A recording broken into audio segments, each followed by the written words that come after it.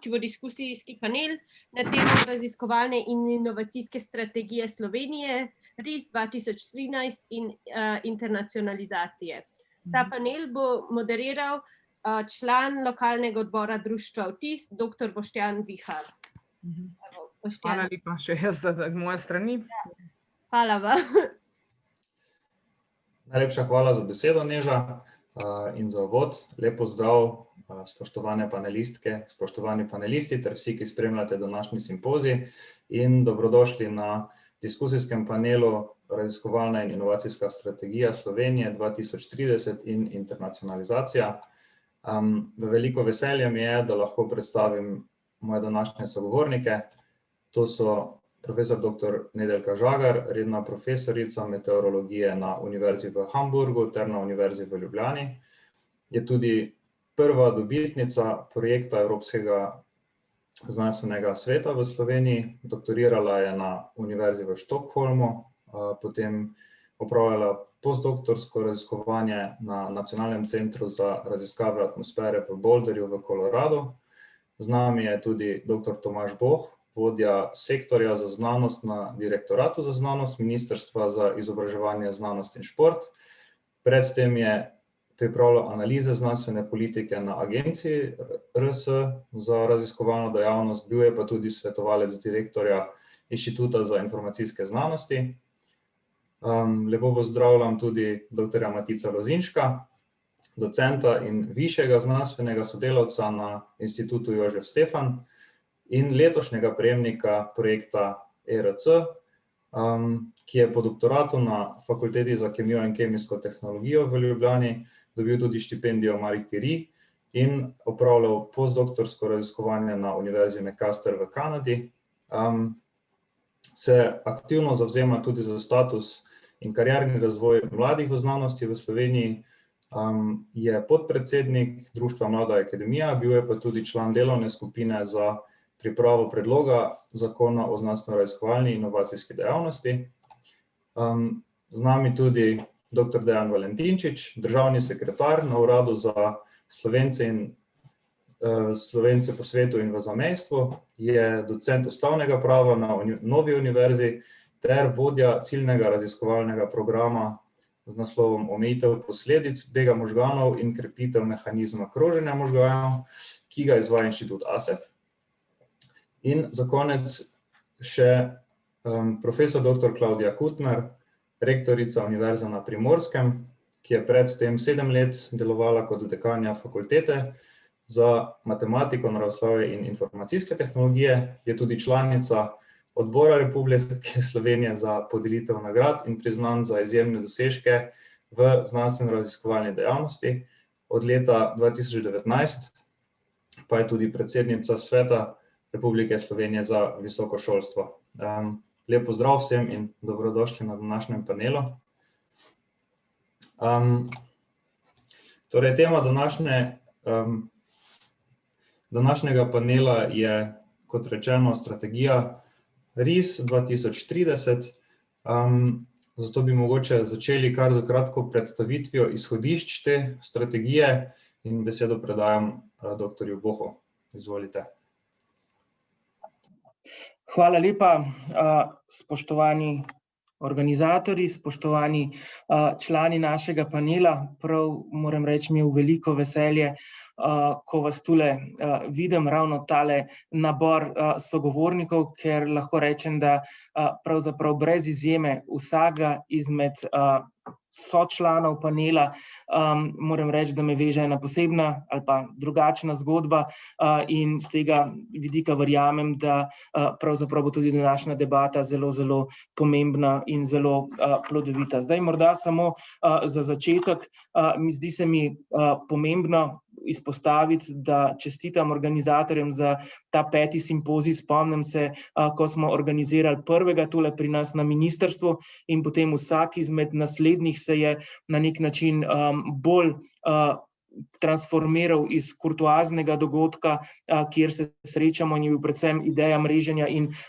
pravzaprav podajanja nekih stališč do vsak naslednji simpozij in vsako obdobje med dvema simpozijama postaja bolj aktivno, bolj vključuje pravzaprav tiste debate, ki so na dnevnem redu, tudi v oblikovanju nacionalne politike, in z tega vidika smo izjemno zadovoljni, hvaležni in veseli, da imamo danes debato o nadaljnjem obdobju, 10-letnem obdobju, za katerega bo veljal RIS oziroma raziskovalna in inovacijska strategija. Predhodna se namreč v nekaj dneh izteka. Zdaj, v tem kontekstu bi želel povedati še dve stvari, in sicer, da izhodišča, o katerih bom danes na kratko govoril, so pravzaprav rezultat dela delovne skupine, ki jo je imenoval Svet za znanost in tehnologijo in je bolj ali manj končalo delo v zadnjih tednih, in ta izhodišča bodo seveda še predmet debate na Svetu za znanost in tehnologijo, kar pomeni, da zaenkrat smo še vedno v fazi osnutka in ne v fazi sprejetega dokumenta. Druga stvar, ki se mi zdi pomembna, je seveda to, da je z nami tudi kolegica Klavdija Kutner, ki je predsednica Sveta za visoko šolstvo, kjer gredo podoben proces, kot ga imamo na znanosti, in tudi časovnica, če se ne motim, je nekje tu. In kar je pomembno, seveda visoko šolstvo in znanost sta pravzaprav dve plati istega kovanca, oziroma vsaj velik del tega kovanca se prekriva, in z tega vidika ne moremo govoriti o eni in drugi strategiji, brez da bi upoštevali obe. Tako da morda v debati je pomembno, da bo kolegica Klavdija tudi v tem kontekstu morda podala vsaj svoje videnje in tako naprej. Skratka, izhodišča, ki so pred nami in ki jih je skupina pripravila, najprej štartajo z samo analizo stanja. Kje smo, kakšen je položaj slovenske znanosti v primerjavi z evropsko soseščino oziroma z okoljem, v katerega se vklapljamo. In ena izmed ugotovitev seveda je, da v globalnem kontekstu Slovenija na nek način v zadnjih letih zaostaja, kar se tiče tudi v kontekstu oziroma v rezultatu Evropskega inovacijskega indeksa. Kar je morda druga pomembna reč v tem kontekstu je, da je v bistvu tudi v primerjavi z drugimi državami iz EU 13 držav se relativna pozicija Slovenije nekako pač ne izboljšuje tako, kot bi si želeli, kar sicer ne pomeni, da je v Sloveniji vse slabše, ampak predvsem pomeni to, da je v evropskem kontekstu na področju znanosti zelo velik pač poudarek in države vlagajo zelo velike napore in jih vlagajo marsikje bistveno več, kot jih pri nas, in zaradi tega je potrebno seveda tiste aktivnosti, ki jih imamo, okrepiti. Ne, še enkrat poudarjam, ne, da vse delamo narobe, ampak vendar treba je intenzivirati tako v kontekstu financ, kot predvsem v kontekstu ukrepov in načina razmišljanja in načina organiziranja. Zdaj, sama strategija je razdeljena, oziroma sama izhodišča so razdeljena na 4 dele. Prvič, poleg tega uvodnega dela, ki je posebej, kot sem že omenil, imamo potem identifikacijo izzivov na nacionalni ravni. Skratka, kaj je potrebno in kaj si želimo v naslednjem 10-letnem obdobju doseči na nacionalni ravni z pomočjo raziskav, razvoja in pač znanja, ki ga v družbi želimo propagirati. Prva stvar in seveda najpomembnejša je, da si želimo oziroma da mora biti cilj Slovenije, da postane oziroma ostane oziroma se okrepi zavedanje, da moramo biti na znanju temelječa družba, kar pomeni, da mora biti znanost, raziskave, razvoj ne samo del posameznega resorja, tako kot je recimo našega ministrstva, ki financira aktivnosti v raziskovalnem prostoru, ampak da mora biti znanost in znanje in inovacije pravzaprav integralni del vseh razmišljanj, vseh politik, pa naj bo to z področja gozdarstva, z področja okolja ali gospodarstva oziroma seveda inovacij v tem kontekstu. Druga stvar, ki je pomembna, ki jo je potrebno nasloviti, je avtonomija raziskovalnega dela in avtonomija raziskovalnih in visokošolskih institucij. Brez dvoma, če pogledamo tudi mednarodno primerjalno, tam, kjer imajo institucije proste roke, da odločajo o tem, sicer seveda v nekem zakonskem in strateškem okvirju, pa vendar na način, ki ga same presodijo, da je pravi, tam so rezultati mnogo boljši. In z tega vidika je zagotavljanje oziroma povečevanje avtonomije in z njo povezane odgovornosti na institucijah ena izmed naslednjih pomembnih prelomnih točk. Naslednja reč seveda, ker in v povezavi z avtonomijo in z družbo znanja, je povezave z družbo kot celoto in za gospodarstvom. Absolutno pač je povezava z podjetji in za gospodarstvom tisto, kar mora biti v samem raziskovalnem procesu in v samem sistemu raziskovanja izjemno poudarjeno, kajti prenos znanja in celoten sistem tega od nagrajevanja do normativnega sistema, do davčnega sistema, kako to spodbujati, so eni izmed pomembnih elementov samega sistema uspešnih družb. Zdaj, ob koncu teh izzivov na državni ravni bi želel izpostaviti še tako imenovano Twin Transition, ki je sicer tudi koncept in nekaj cilj, ki se pojavlja tudi na evropski ravni, in sicer gre za zeleno in pa digitalno tranzicijo, ki sta zaradi okoliščin, v katerih smo, zaradi omejenih naravnih virov, zaradi vseh izzivov, ki jih imamo s podnebnimi spremembami, zagotovo eden izmed primarnih ciljev v nadaljevanju razvoja. Ko govorimo o mednarodnem kontekstu, seveda znanost, raziskave, razvoj, inovacije so težko zaprte v dvomilijonsko zgodbo nekega naroda, brez dvoma znanost je globalna. In z tega vidika v bistvu nas izhodišča napotujejo na to, da je potrebno elemente oziroma ukrepe zelo jasno začrtati in postaviti, ki bodo Slovenijo utrdile položaj Slovenije v kontekstu EU 13 držav. Poleg tega pa tudi v mednarodnem kontekstu oziroma v širšem globalnem kontekstu izpostavljamo nekaj tistih ključnih bilateralnih odnosov, ki jih Slovenija oziroma slovenska raziskovalna politika mora naslavljati. Predvsem tu mišljeno z ZDA, Izraelom, Kitajsko, Indijo, Južno Korejo, Japonsko, skratka s tistimi liderji, s katerimi želimo imeti dobre odnose in pravzaprav graditi partnerske odnose. Mednarodna konkurenčnost slovenskega raziskovalnega prostora je pa nekaj, kar bo brez dvoma tudi v današnji razpravi ena od pomembnih točk.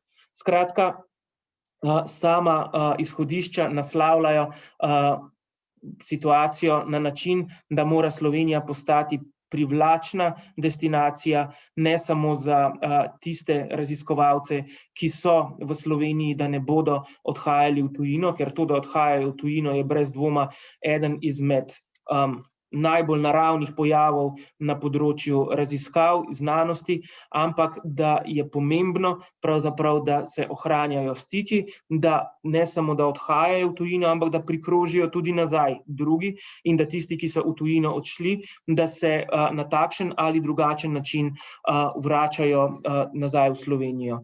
In v bistvu v tem kontekstu je tudi aktivnosti, ki jih počne društvo Vtis, so ena izmed aktivnosti, ki jo zelo močno pozdravljamo. Ampak vendar, če želimo, da bo Slovenija privlačna destinacija, poleg tega, da potrebujemo ustrezno okolje, ki je determinirano z ustrezno raziskovalno infrastrukturo. Torej, eden izmed pomembnih poudarkov je naslavljanje infrastrukture kot pomembnega razvojnega področja in pomembnega elementa, ki omogoča spillover efekt, tako sodelovanje z gospodarstvom, kot odličnih raziskav, kot seveda privabljanja v bistvu odličnih kadrov. Naslednja točka, ki je pomembna v tem kontekstu, je seveda primerno nagrajevanje raziskovalcev, odprte možnosti za projekte, skratka za financerske možnosti, kar pomeni, da je potrebno ustvarjati priložnosti, da se bodo ljudje, raziskovalci odlični na vseh stopnjah svojega razvoja, od doktorskih študentov do tistih najbolj uspešnih, pač lahko na različne načine vračali v Slovenijo. V tem kontekstu je pa seveda pomembno tudi, da v kontekstu evropskih procesov Slovenija ostane oziroma postane integralni del tistega najbolj jedrnega dela v kontekstu evropskih mrež univerz. Druga stvar, ki je pomembna in se dogaja v zadnjem času, je v okviru obzorja Evropa tako imenovane partnerstva, kjer se spet dogaja mnogo reči v kontekstu povezovanja in sinhronizacije evropskih politik oziroma nacionalnih politik EU držav na področju znanosti. Tako da v tem kontekstu je zagotovo ta mednarodni element vzpostavljanja okolja, privlačnega okolja za delo in na drugi strani vzpostavljanje možnosti oziroma priložnosti za tiste, ki prihajajo v Slovenijo, eden izmed ključnih poudarkov. Potem na organizacijskem delu, v organizacijskih izzivih je predvsem izpostavljeno v izhodiščih pač povezovanje na ravni politike, to, kar sem že omenil, ne samo ministrstvo kot monolit, Ministrstvo za izobraževanje, znanost in šport, oziroma kakorkoli se bo v 10-letnem obdobju imenovalo, ampak dejansko pomen celotne vlade in pomen znanosti in tudi visokega šolstva v tem kontekstu kot horizontalnega elementa v celotni družbi.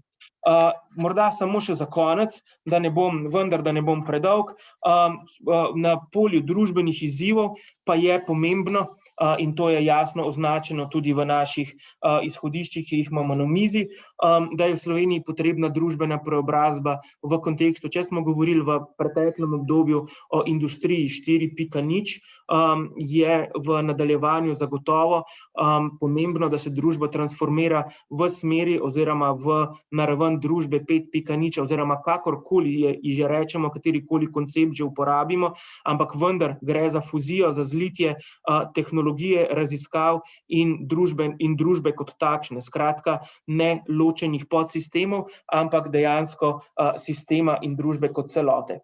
In pa seveda pomemben element, ki ga v preteklosti nismo dovolj naslavljali in zagotovo tudi ni bil dovolj, in zaradi tega so tudi razlogi oziroma rezultati na nekaterih področjih lahko stvar zelo, zelo obširne debate, vprašanje enakosti, enakih možnosti, ne glede na spol, raso, vero in vse osebnostne značilnosti, skratka, da res damo možnost vsem potencialom, ki jih imamo na področju znanosti. Povezano s tem vprašanje etike in integritete v raziskavah, ki ga je potrebno skladno z tudi mednarodnim okoljem dvigati na eno pomembno višjo raven, in pa ob koncu seveda vprašanje in pa potreba po promociji raziskav, znanosti, znanja, vedoželjnosti, inovativnosti. Skratka, to so nekako tisti glavni orisi, ki jim bomo sledili v nadaljevanju pri pripravi dokumenta. Zdaj, kot rečeno, to je dokument, ki ga bo sprejel SZT. Ko bo pripravljen naslednji element oziroma naslednja stopnja pisanja posameznih poglavij, kar bomo počeli na ministrstvu, bomo absolutno vključevali in absolutno veseli široke debate med različnimi deležniki in vsi tule prisotni ste cenjeni deležniki, ki jih želimo in si res nekako upamo, da boste sodelovali v razpravi in seveda tudi na institucionalizirani ravni vtis in v bistvu ta pogled, vaš pogled mladih, vaš pogled iz tujine, pač ki daje nekoliko drugačno sliko in nekoliko drugačno ogledalo, kot ga imamo mi, ki sedimo tule v Ljubljani. Tako da hvala lepa še enkrat za povabilo in seveda vse dobro. Najlepša hvala, gospod Boh, za vašo predstavitev. Jaz moram reči, da sem zelo vesel, da v bistvu v času, ko je strategija še v pripravi, lahko imamo tako javno razpravo in da tudi lahko različni deležniki tukaj še prispevajo oziroma bomo prispevali v nadaljevanju tega procesa. Zdaj, če gremo potem res kar na razpravo, kar ste vi tudi že nekako načeli, in je zagotovo nek zelo pomemben vidik internacionalizacije pa tudi mednarodne mobilnosti, je kako narediti našo okolje dovolj atraktivno, da bodo iz tujine ljudje sploh želeli prihajati k nam oziroma da se bodo želeli vračati Slovenci, ki so v tujini, ali pa mogoče, da kak večji delež priložnosti ponudimo tudi tistim, ki so že tukaj. Tako da v bistvu bi naslednje vprašanje naslovil na doktorja Valentinčiča. Vi ste v okviru tega ciljnega raziskovalnega programa opravljali oziroma še opravljate analizo stanja o vračanju in kroženju v bistvu Slovencev iz tujine. Kaj so trenutno vaše ugotovitve v tem vidiku, kaj lahko z nami delite? Lep pozdrav vsem skupaj in lepa hvala za vabilo. Torej, z našim ciljnim raziskovalnim projektom, ki ga sofinancirata Ministrstvo za izobraževanje, znanost in šport ter ARRS, Agencija za raziskovalno dejavnost, smo zdaj ravno nekje na polovici dela, torej po eno leto je minilo, pred nami je še eno leto. Torej, jaz ocenjujem, da je ta projekt gotovo zelo pomemben, ker gre za prvi tak projekt v novejšem času, ki je fokusiran prav na to vprašanje odhajanja mlade izobražene delovne sile in kako jih privabljati nazaj. Po drugi strani pa seveda, vsekakor vemo, da je nerealno, da bi vsi prišli nazaj, torej kako s temi, ki ostanejo zunaj, ohraniti neke pristne in produktivne stike.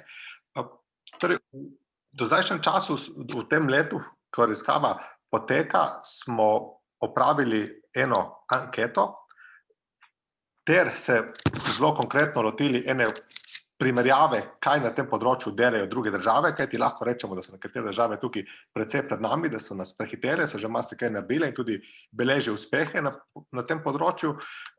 V letu, ki je pred nami, pa torej so pred nami še intervjuji, ker bomo stvari poglabljali.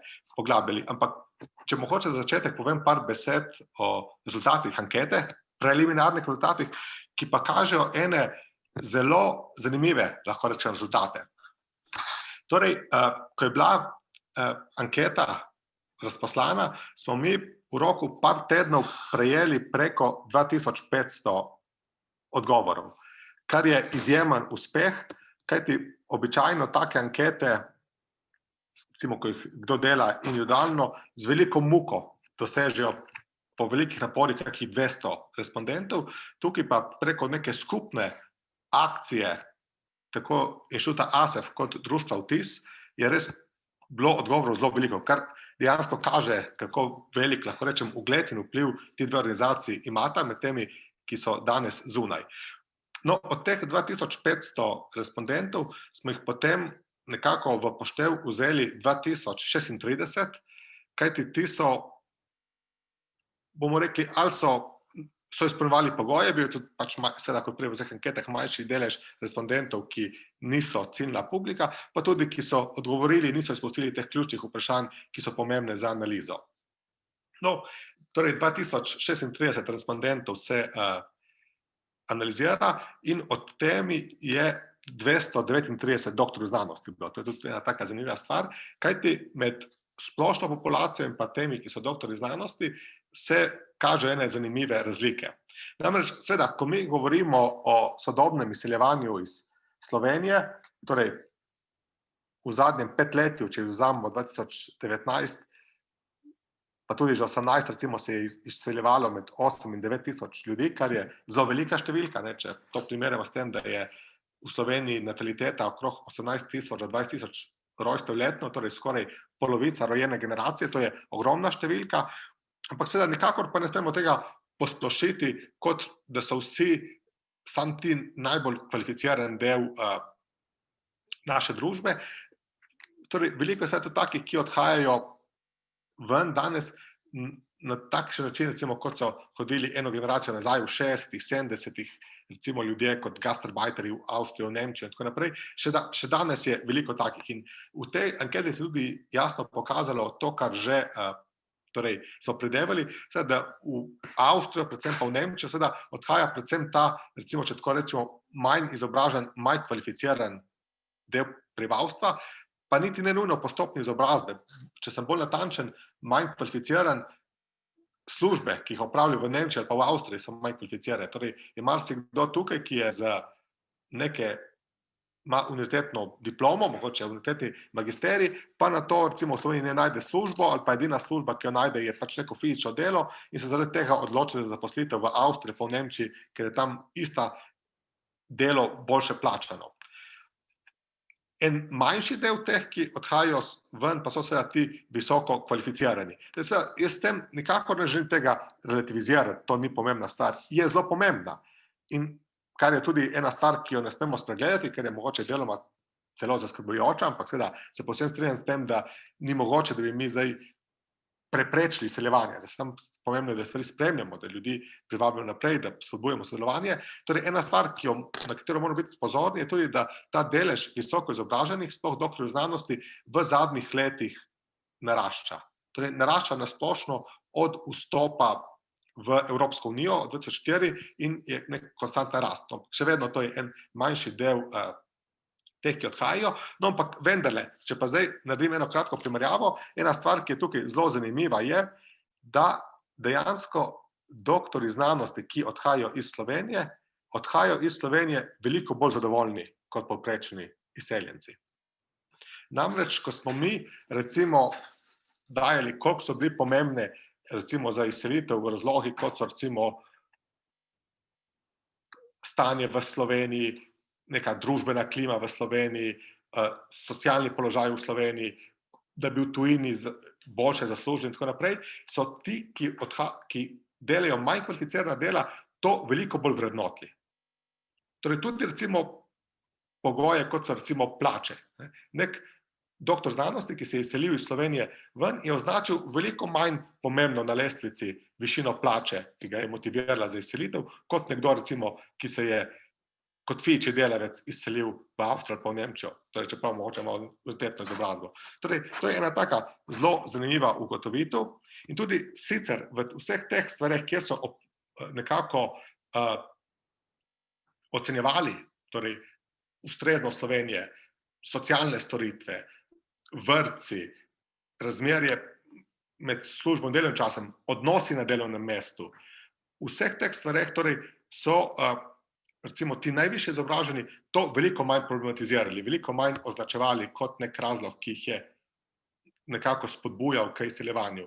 Ne samo to, ena še zelo zanimiva stvar, namreč po eni strani, če pogledamo neke mednarodne primerjalne analize, po drugi strani pa tudi, če spremljamo nek diskurs v Sloveniji, torej zelo pogosto se govori recimo, da en problem, ki recimo v Sloveniji zatira ustvarjalnost ali pa te najbolj sposobne, je tudi ta zelo progresivna davčna lestvica, torej da je seveda ta razlika, več kot zaslužiš, več plačaš, da je to en velik motivator, zakaj tudi ljudje niso ustvarjalni, zakaj odhajajo ven in tako naprej. Zanimivo, da torej, ti rezultati naše ankete kažejo ravno obratno. Namreč ti, ki so bili najbolj izobraženi, ki so imeli v Sloveniji največje dohodke, se jim je najmanj problematična zdela stopnja obdavčitve. Čeprav so plačevali daleč največji odstotek davka in dohodnine, torej to se je zdelo manj problematično, manj so problematizirali recimo izglede za pokojnine, manj so problematizirali razmerje med vplačili v zdravstveno blagajno in storitvami, ki iz tega izhajajo. Tukaj so bili ti rezultati kar precej, lahko presenetljivi.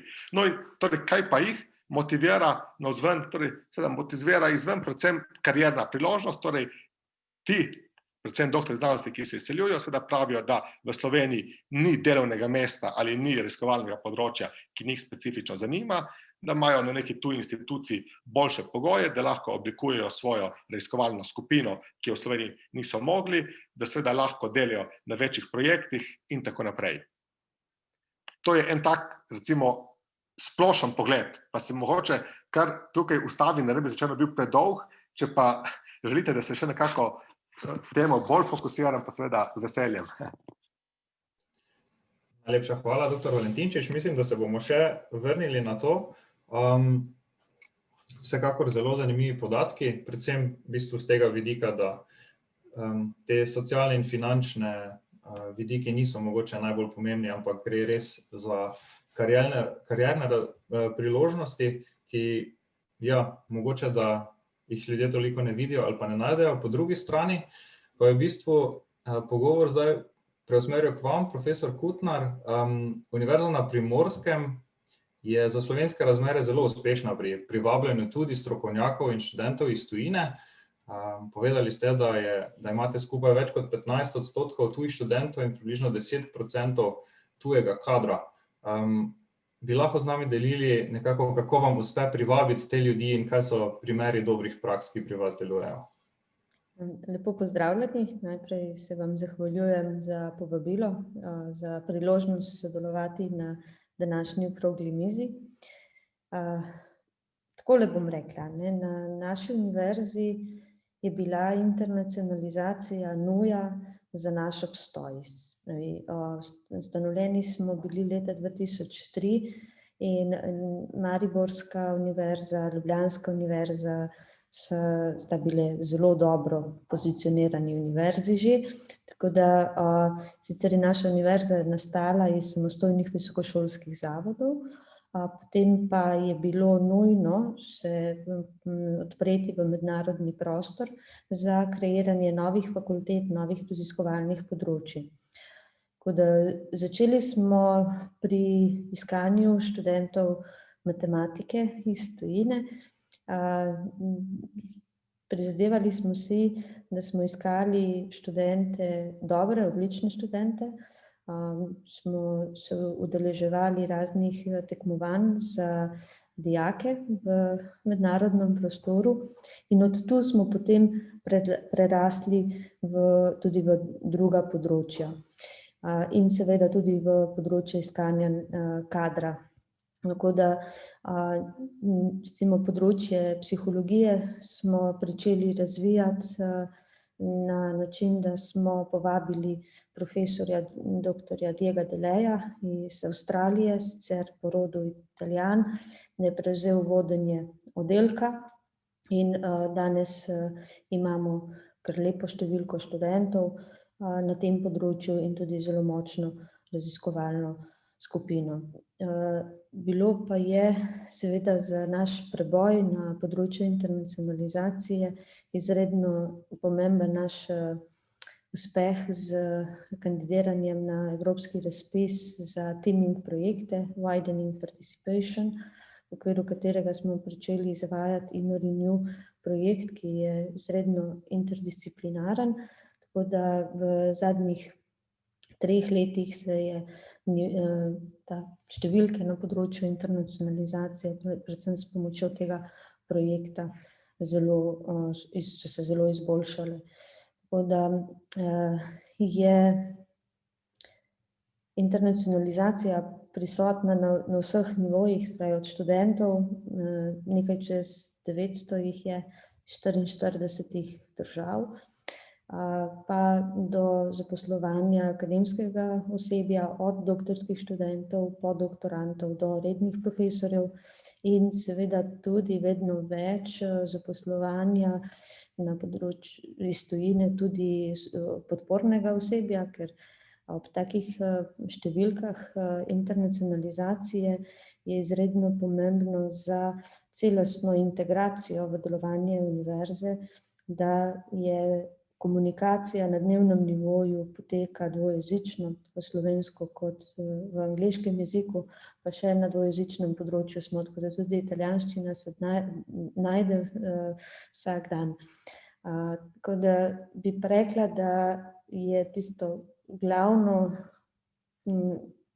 vodilo, kako uspeti na področju internacionalizacije, je to, da je potrebno izbrati nekaj nišnih področji, kjer se v globalnem raziskovalnem prostoru lahko postavimo ob bok najboljšim univerzam in od tam graditi. Spravi, znanstvena odličnost je vsekakor temelj. Tako da pri nas imamo nekaj teh nišnih področji, kjer nam je uspelo.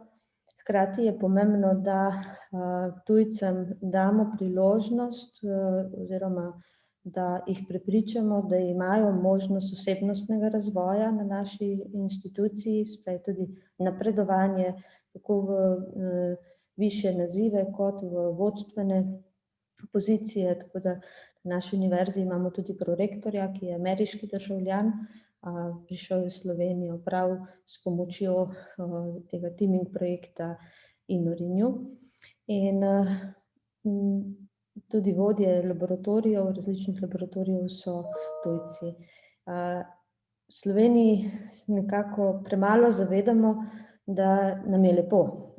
Življenje v Sloveniji je prijetno, to tujci hitreje povedo kot mi, nekako tudi ta socialna skrb, zdravstveni sistem, pa čisto naravno okolje je lepo.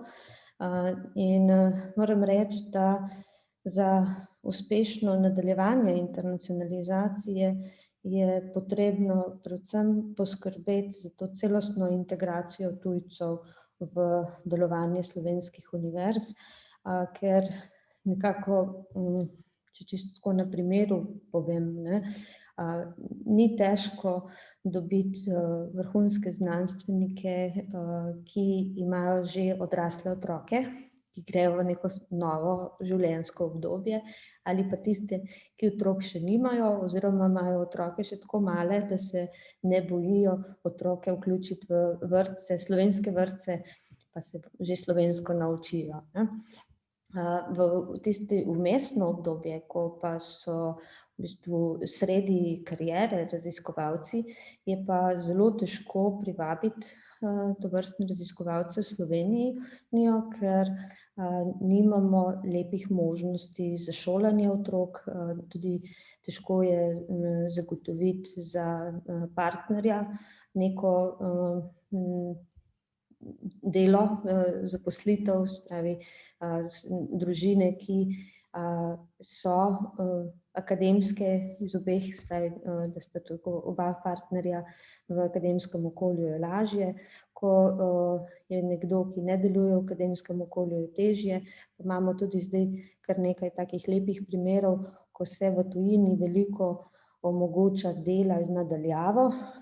Že pred covidom se je dogajalo, tako da recimo imamo en primer para, ki živi v Kopru, predava pri nas v Kopru, raziskuje v Kopru, njegov partner pa je še vedno zaposlen v Avstraliji in se vrne v Avstralijo 2-krat, 3-krat na leto. Tako bi izpostavila za začetek. Zelo me veseli, da so pripravljalci srednjeročne razvojne strategije za naslednjo desetletno obdobje, torej RIS-a, internacionalizacijo postavili kot pomemben element razvoja slovenske znanosti.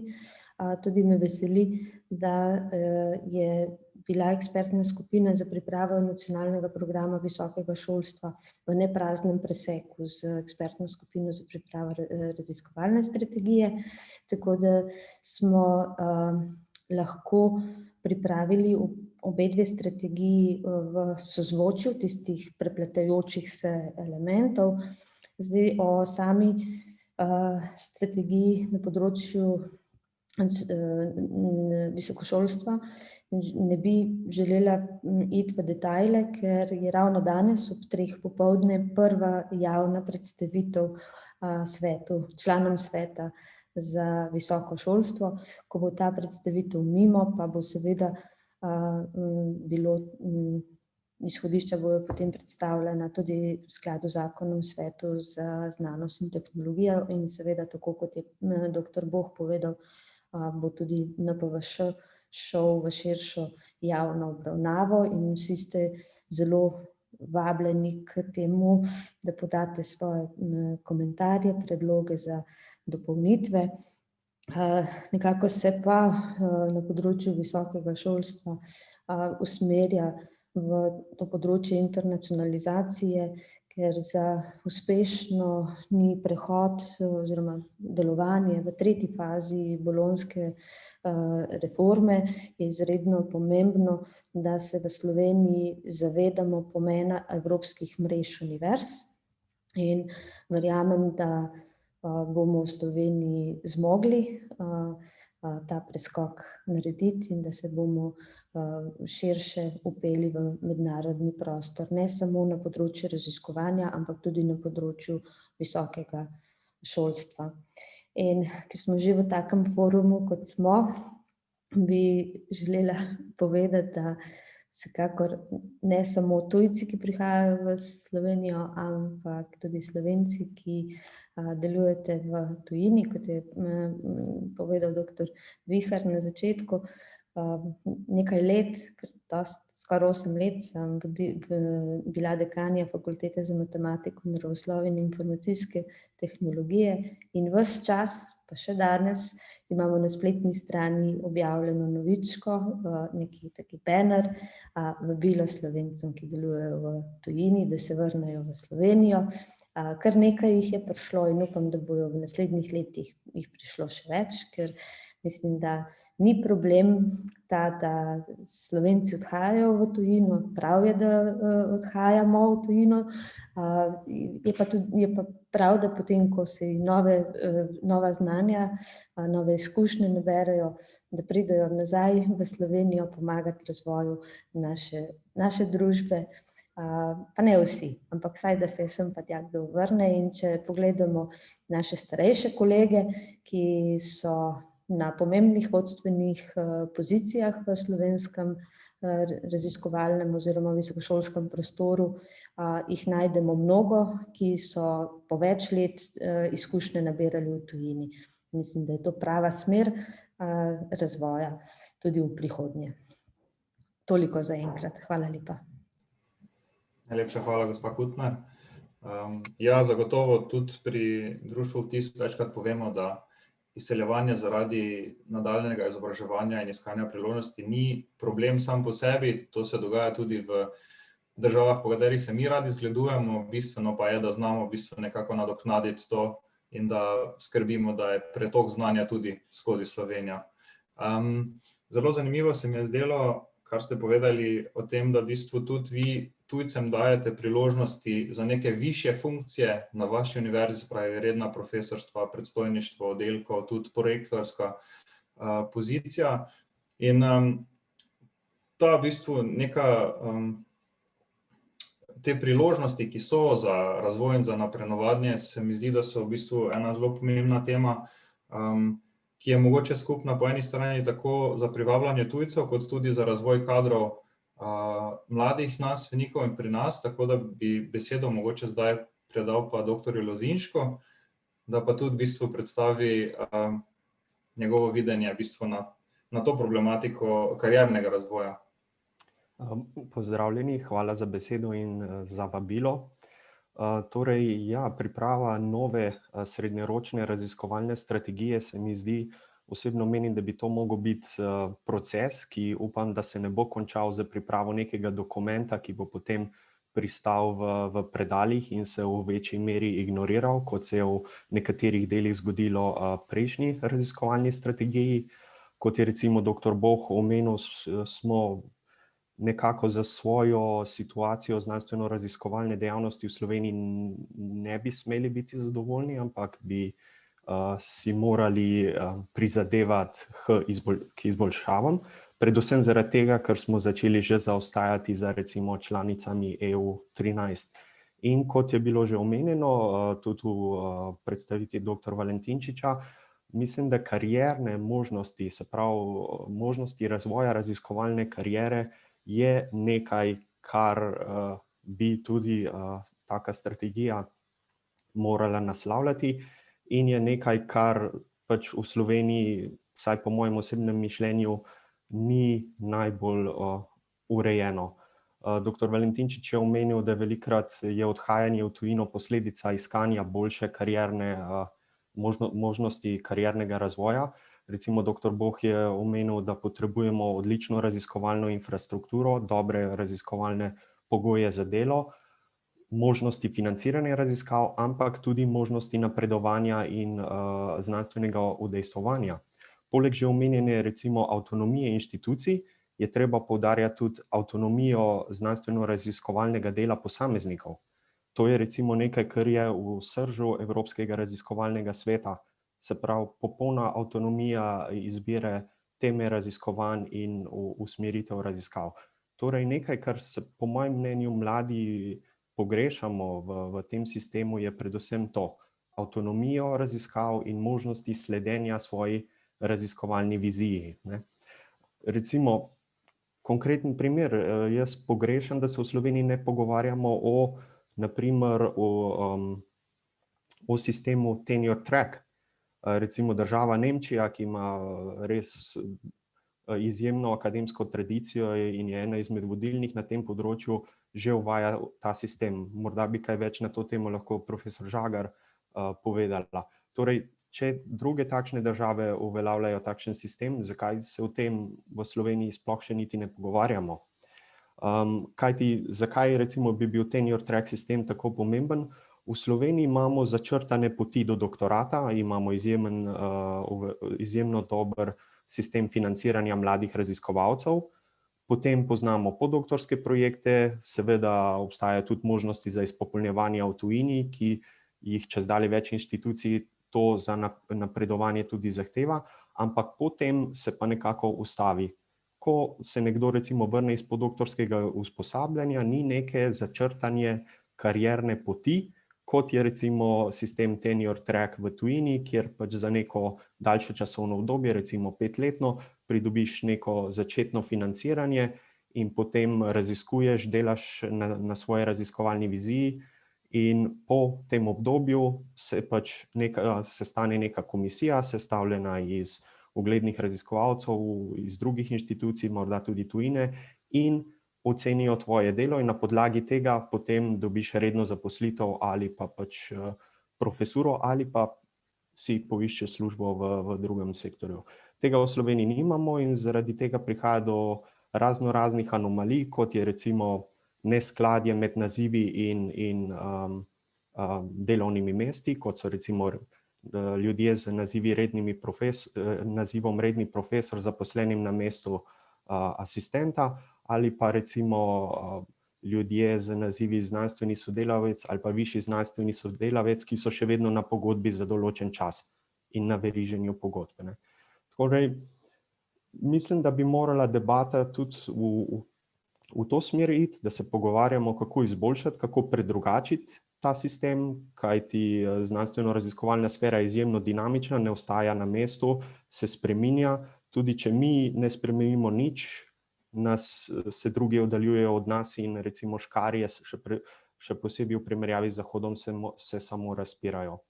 Zdaj, podal bi pa samo še nekaj kratkih podatkov, glede zakaj menim, da recimo razmere, še posebej za karierni razvoj mladih, niso najboljše v Sloveniji. Recimo Slovenija nikakor ne more biti ponosna na svoj izplen projektov na Evropskem raziskovalnem svetu. In zdaj samo za primerjavo, v zadnjem obdobju, se pravi Horizon 2020, obzorje 2020, je bilo na Starting Grant prijavljenih 102 projektni prijavi, uspešne so bile zgolj 4. To je 4% uspešnost. Medtem ko je uspešnost na celotnem evropskem, na zadnjem evropskem razpisu ERC Starting Grant celokupna 13%. Medtem ko pa recimo Consolidator Grant 40 prijav, en projekt uspešen do sedaj.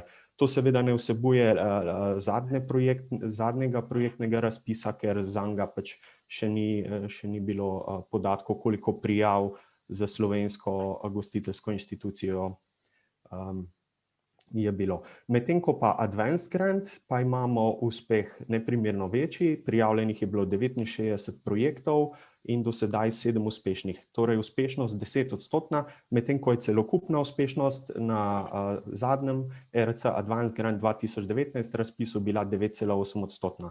Iz tega jaz osebno zaključujem, da so naši starejši kolegi primerljivi po stopnji uspešnosti na razpisih Evropskega raziskovalnega sveta z svojimi vrstniki iz tujine, medtem ko mlajši nismo. Kajti na uspešnost nekje med 3 in 4%, medtem ko je celokupna uspešnost 13%, res ne moramo biti ponosni in bi morali razmišljati o izboljšavah in o spremembah našega sistema. Toliko za enkrat, hvala. Najlepša hvala, dr. Lozinšek. Zelo zanimiv pogled in prodoren predvsem, kar se tiče mladih v znanosti pri nas. Potem pa bi res v bistvu kar predal besedo profesor Žagar. Dr. Lozinšek vas je v bistvu že malo spodbudil k debati za to primerjavo glede sistema tenure track. Tako da, če bi mogoče kaj o tem povedali, sicer pa bi v bistvu še jaz dodal mogoče k vprašanju za vas. Letos ste objavili publikacijo, kjer ste primerjali priložnosti mladih v znanosti iz srednje in vzhodne Evrope v primerjavi z kolegi iz zahodnje in severne Evrope in se fokusirate predvsem tudi na dobitnike ERC Stat-Genta. Kakšne bi lahko mogoče o tem še tudi kaj več povedali, kaj so vaše ugotovitve? Lepo pozdravljeni vsi skupaj in hvala lepa za vabilo in hvala lepa za te mojim kolegom za izhodišča in te zelo pozitivne izkušnje z Univerze na Primorskem. Najprej bi povedala, da moje izkušnje iz različnih okoljih, slabših pa tudi boljših, pravijo, da položaj ni slab in da pogoji niso slabi. Dejansko so dobri, tudi tenure track. In jaz imam par prosojnic, tako da bi rada share screen uporabila, če se le da. Ok, a vidite zdaj moj PowerPoint? Vidimo, ja. Ok, torej, prav ta članek, ki ste ga omenili, dr. Vihar, vsebuje nekaj rezultatov, ki jih lahko malce več opišem ali komentiram in predstavila bom tiste 4 leje in vsak L predstavlja en izziv ali eno oviro na poti k bolj uspešni raziskovalni dejavnosti. Torej, L1 je premalo denarja, L2 je, L2 so pomanjkljive metode za podporo vrhunske znanosti, L3 je nedovoljno razvito okolje za ustvarjanje vrhunskih dosežkov in za ustvarjanje naslednje generacije vrhunskih raziskovalcev. In L4, ki je mogoče posebej zanimiv za manjše evropske države, je preveč odvisnosti od mentorjev. Ampak kot moj naslov pravi, tiste ovire so dejansko skupne za vse evropske države. In o tem smo se pogovarjali v okviru ene mreže COST, ki je nekako zbrala evropske raziskovalce iz različnih držav, ki so bili na začetku ustvarjanja lastnih skupin ali laboratorijev in so zanimivo večinoma bili tujci v državah, v katerih so to svojo novo karierno fazo kariere začeli.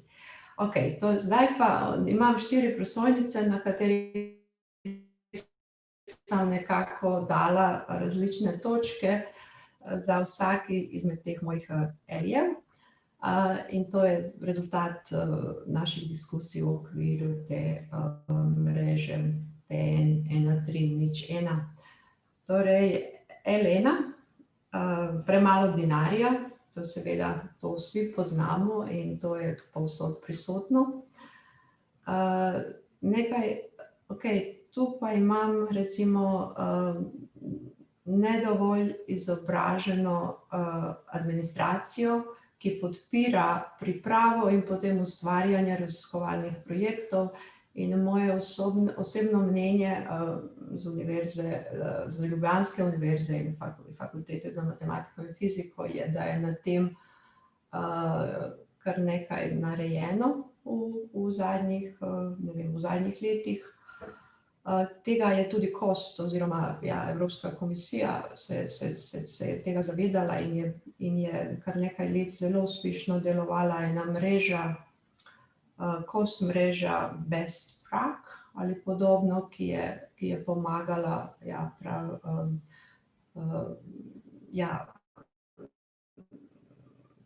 administraciji v podporo raziskovalcem v različnih državah, pri izobraževanju, pri različnih obiskih za izmenjavo izkušenj in podobno.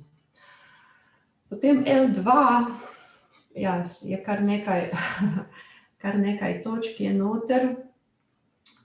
Zanimivo je za nas, mislim vse je zanimiva, mogoče ta prva točka, glede biasov in posebej, ko se pogovarjamo o statistiki na različnih razpisih, biasi so vedno prisotni in nekateri biasi so podzavestni in zato se je tudi pomembno o teh biasih pogovarjati, ker podobni nekako podzavestni biasi obstajajo tudi v našem odnosu do tujcev in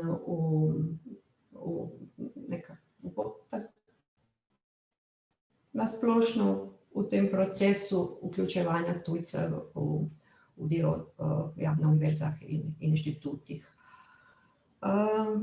Ostali so bolj ali manj nekako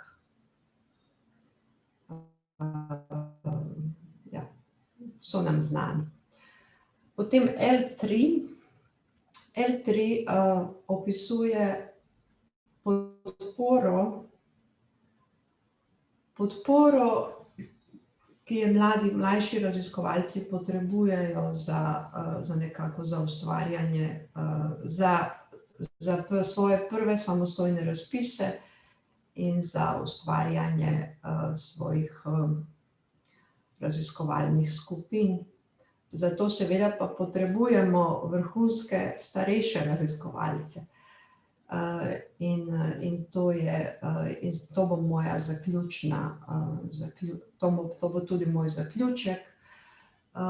L4 pa je ta odvisnost od mentorjev in naprimer v majhnih državah se ta odvisnost vidi v tem, da mentor sedi praktično v vseh komisijah za habilitacijo. In habilitacija je po mojem mnenju nekaj, kar res ne potrebujemo. Ampak podobno menim tudi za habilitacijo v Nemčiji, ki obstaja v Nemčiji nekaj, kar se imenuje privat docent za tiste, ki nimajo profesorskega delovnega mesta, želijo pa samostojno mentorirati doktorske študente, lahko zaprosijo za habilitacijo v naziv privat docent. In v ta namen dejansko morajo napisati eno novo dizertacijo z novimi rezultati, kar je tudi zelo old-fashioned. Torej, če lahko samo eno točko izpostavim, ki je po mojem mnenju osnovna za razvoj vrhunske znanosti, to je transparentnost. In transparentnost pri ocenjevanju prijav na raziskovalne projekte in transparentnost pri zaposlovanju. In to verjamem, da se vsi z mano strinjate. Tako da tudi, če je veliko denarja, če pa ni transparentnosti, potem se proces lahko vleče veliko dlje. Ja. Okay, no, zdaj pa bom... v povezavi sa ERC granti lahko pa res pokažem sliko iz članka in ta slika primerja število oddanih prijav na starting grants v tako imenovanih cost inclusiveness countries in sa številom pridobitih grants. In to, kar kaže ta slika, je, tako kot moj naslov, da je statistika približno stacionarna. Zakaj? Zato, ker trendi, mislim, v povprečju je število prijav relativno majhno, ker govorimo večinoma o relativno majhnih državah, tako da je statistično značilen trend zelo težko oceniti.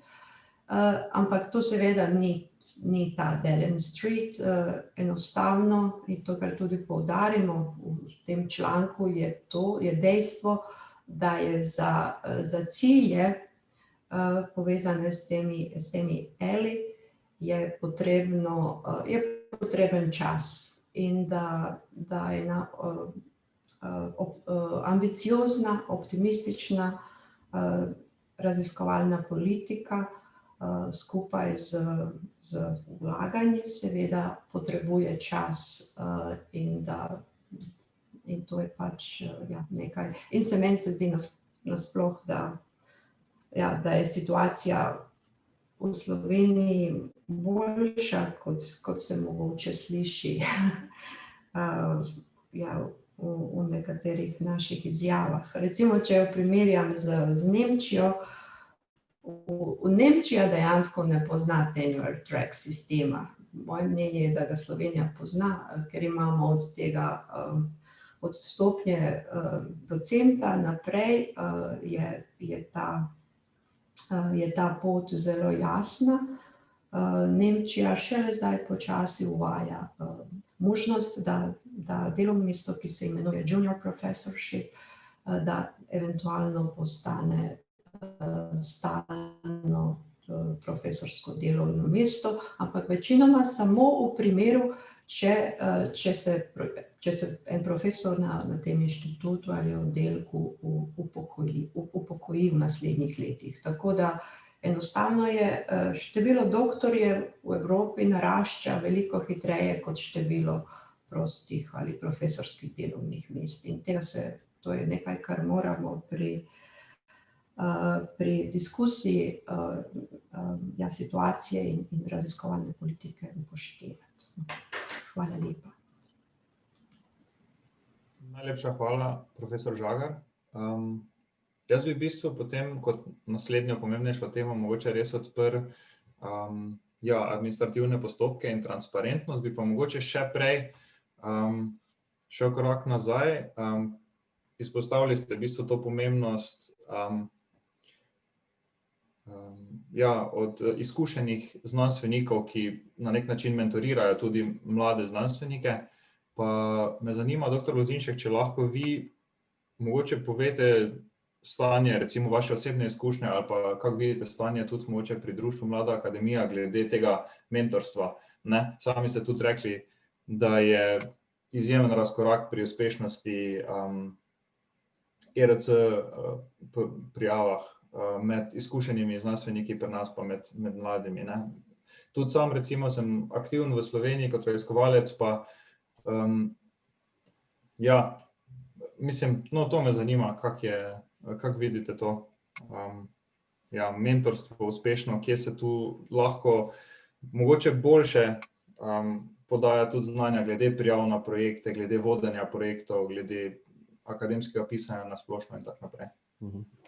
Če se morda dotaknem čist tele točke omenjene na koncu, mislim, da v Sloveniji se pač zavedanje, da je prijavljanje na projektne razpise res to mednarodno izjemno konkurenčno, da se to že uveljavlja, kajti večina inštitucij seveda nudi na takšni ali drugačni obliki razne seminarje in treninge in tudi sam moram priznati, da sem pač precej odnesel od teh seminarjev, ki so bili recimo na voljo na Inštitutu Jožef Stefan ali pa na Univerzi v Ljubljani, ko sem bil del časa zaposlen tudi tam. Vsekakor se strinjam, da je ta navezava na doktorske mentorje v Sloveniji izjemno močna. Verjetno to je posledica v bistvu naše neke tradicije, morda akademske, ampak vsekakor tudi majhnosti. Kajti, če pač v Sloveniji raziskuješ na nekem specifičnem raziskovalnem področju in se potem na tem še tudi recimo strokovno izpopolnjuješ v tujini in na to vrneš, praktično nimaš izbire, kam se lahko vrneš, kajti pač tisto določeno področje se razvija samo na neki inštituciji, recimo tak je bil moj primer in primer fluorokemije, v kateri delujem. Druga situacija, ki bi jo pa izpostavil, je pa, da je v bistvu ta navezava na mentorstvo, čeprav sam sem imel izjemno pozitivne izkušnje in sem profesorju Žemi, ki mi je bil mentor za doktorat, izjemno hvaležen, ampak moj mentor se je še pred mojim doktoratom upokojil in se potem umaknil iz raziskovalne sfere, tako da praktično po vrnitvi od doktorata sem nekako sam. Nisem imel recimo zaslombe doktorskega mentorja v tem nekem formalnem administrativnem smislu na inštituciji. Bi pa omenil, da je pač ta zaslomba na mentorje je pa lahko tudi negativna. Kajti, če imate srečo, da vas pač je mentor ali mentorca prodorna, uspešna in vas podpira, potem ste na zelo dobri poti.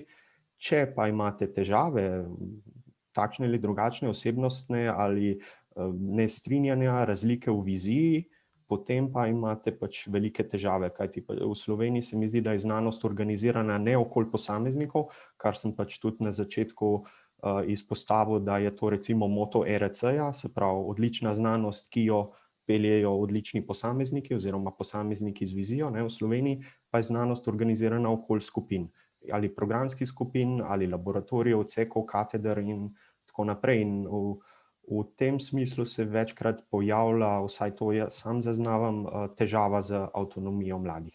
Recimo, mladi dobijo projekt na ARRS, ampak niso oni, ki odločajo, kdo bodo člani njihovih projektnih skupin.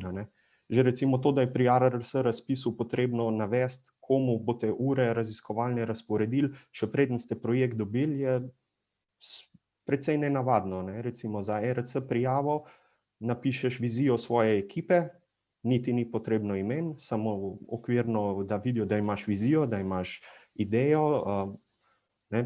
Pri nas je pa treba, tako kot sem povedal, že razporediti raziskovalne ure. In če pri tem nimaš proste roke, tudi nimaš raziskovalne avtonomije.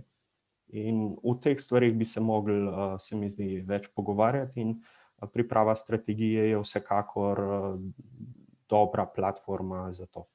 Hvala. Najlepša hvala. To je v bistvu tudi super izhodišče za prehod na pogovor o mogoče administrativnih postopkih in podobnem.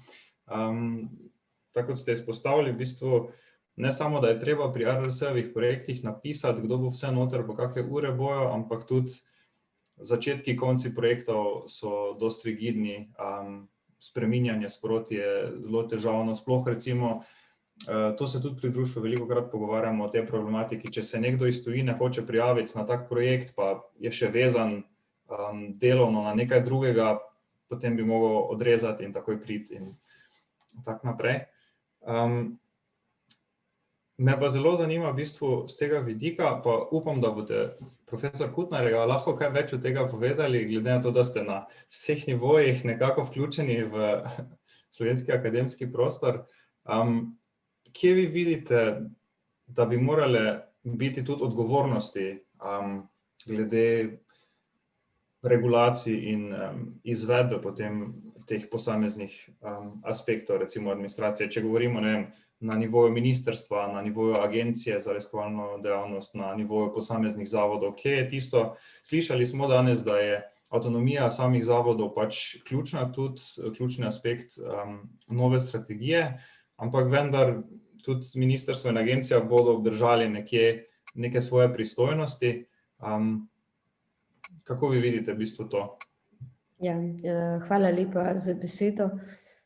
Vsekakor, tako kot ste rekli, bistvo je avtonomija institucij. Pa s tem ne mislimo, da bi se ministrstvu ali pa agenciji ARRS jemalo kakšne pristojnosti, ampak enostavno je sistem trenutno postavljen na način, da s pomočjo nacionalnih sredstev pridobivati nov kader je izredno težko.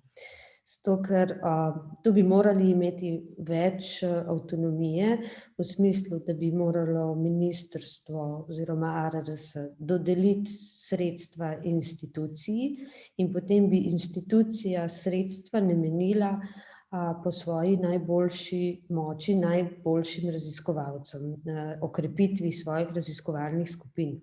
Ker recimo, če izpostavim kot primer sicer odličnega razpisa ministrstva za zaposlitev mladih doktorjev znanosti iz tujine, so bili potem okviri v tem razpisu taki, da recimo prvič, ko je bil razpis objavljen, je bil objavljen, mislim, da 5. oktobra in je bil pogoj, da se lahko kandidira z kandidati, ki na dan objave razpisa niso bili zaposleni na instituciji v Sloveniji.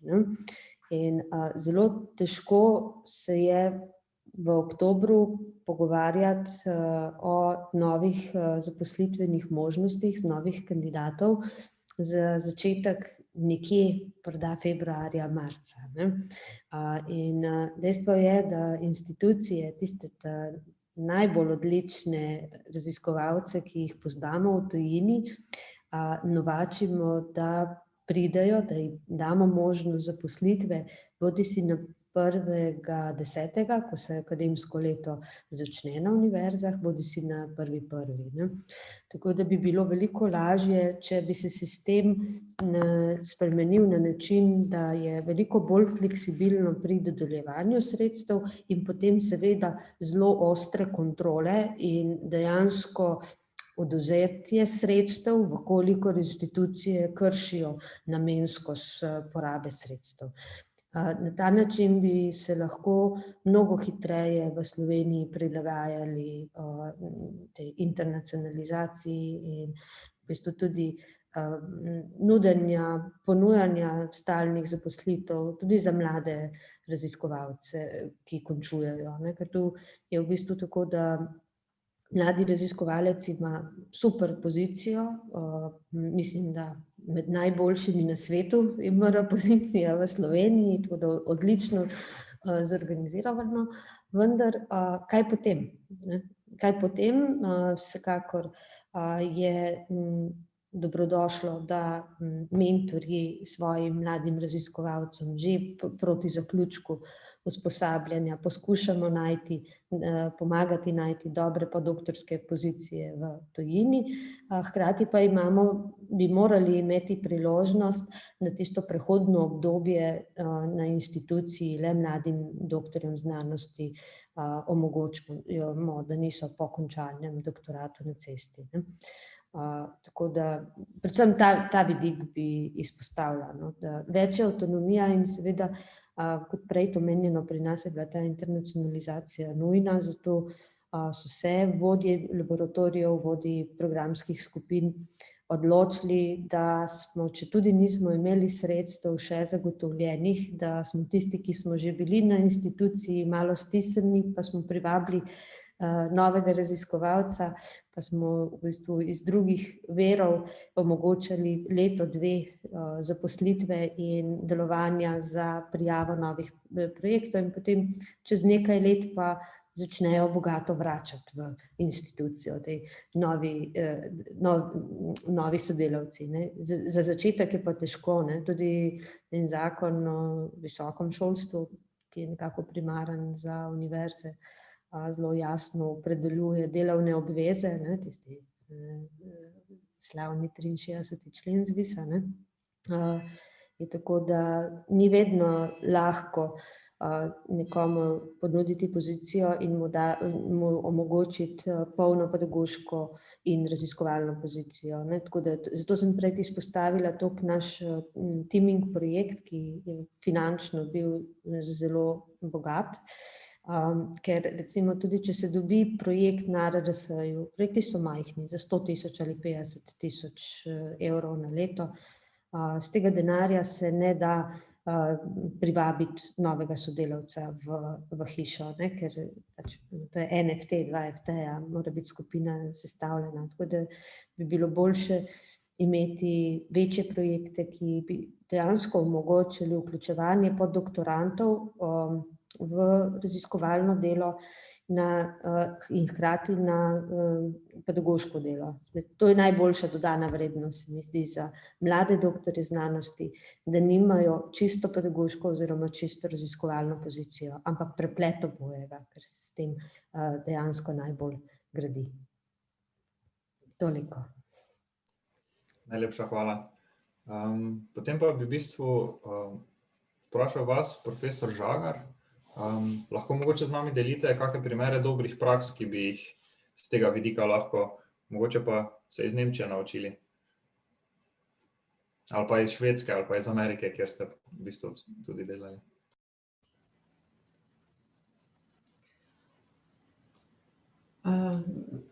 Ja, hvala za vprašanje. Ja, dejansko se strinjam, da je od izjemnega pomena ta pridobitev prvega neodvisnega projekta. V mojem primeru je ta moj prvi projekt bil v Sloveniji RC projekt.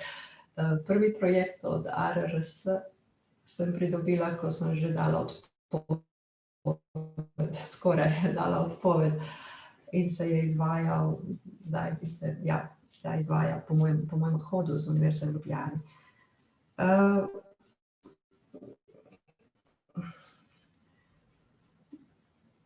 Dobre prakse, veliko je primerov, zdaj za mlade raziskovalce je res pomembno, da so neodvisni. Se strinjam sa vsem, kar je povedal dr. Lozinšek, da je lahko vloga mentorjev izjemno pozitivna, lahko pa je tudi ovira. Za mednarodno uveljavljanje pa je res nujen kvaliteten postdoc v tujini. Tako da recimo, ne vem, Fakulteta za matematiko in fiziko v Ljubljani ima nujen pogoj za zaposlitev ali za izvolitev v docenta, je opravljeno podoktorsko obdobje v tujini. Mislim, vsaj 1 leto, če se dobro spomnim. In mislim, da je to res od izjemnega pomena, ker to zagotavlja razvoj mladega raziskovalca v res samostojnega raziskovalca. V neki točki je nekako ta ločitev od mentorja nujna in nujno jo je predstaviti, na primer, v prijavah na evropske razpise, kot je ERC Starting Grant, je nujno nekako pokazati, da je oseba neodvisna od mentorja, kar včasih v zelo majhnem raziskovalnem okolju ni easy, ne. Ampak se skozi to podoktorsko zaposlitev v tujini se seveda razvijajo novi stiki, ki so seveda lahko pridobljeni tudi s pomočjo mentorja med doktorskim izobraževanjem v primeru velikih skupin, ampak za manjša področja, in to je bilo tudi moje področje, oseba, ki nima raziskovalnega programa, in ti raziskovalni programi so res nekaj ogromnega in nekaj dominantnega v slovenskem raziskovalnem prostoru. Tisti, ki uvajajo nova področja, so prišleki in dejansko nimajo šanse. Ja. Ja, najlepša hvala. Ne vem, če se na tem področju kaj spremenilo v zadnjem letu, ne? Kako se raziskovalna sredstva in novi programi volijo.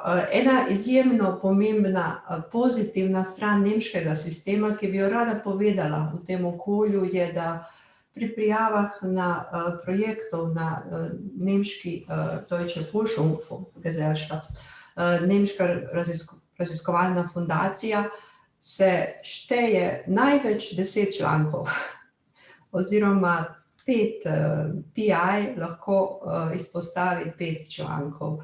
Torej, numerični kazalci niso odločilni. In to je mislim, nekaj izjemno pomembnega ne samo pri habilitacijah, pri ocenjevanju, da je treba pogledati in oceniti vsebino dela. Ne pa uporabljati 4 osnovne računske operacije za oceno raziskovalcev. Mogoče se sliši malce grdo, ampak ja, mi govorimo o pikah, seveda.